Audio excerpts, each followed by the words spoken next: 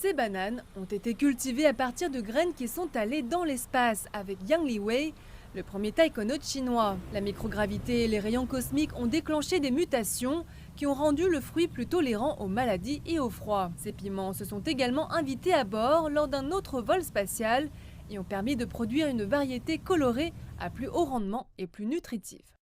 Nos efforts de sélection spatiale visent à créer de meilleures cultures.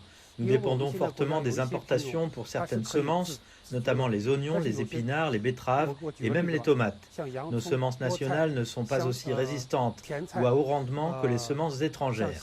Le développement de types de cultures plus solides, pouvant pousser dans tout le pays, nous protégera des problèmes d'approvisionnement potentiels. Cette rizière à la périphérie de Wenchang est le dernier terrain d'essai pour les gènes spatiaux. Les nouvelles céréales seront prêtes à être récoltées dans un mois. Les grains spatiaux sont plus gros que les souches normales.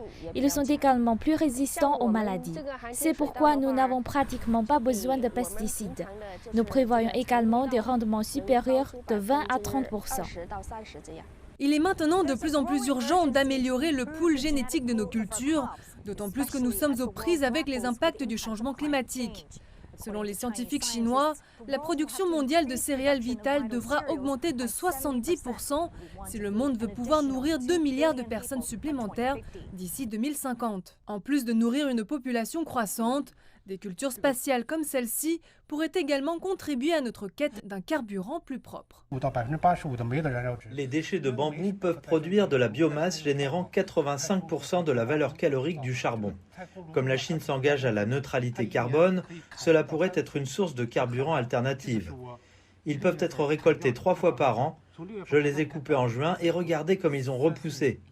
Les scientifiques expliquent que l'envoi de graines dans l'espace n'est que la première étape d'un long processus de création de nouvelles variétés viables.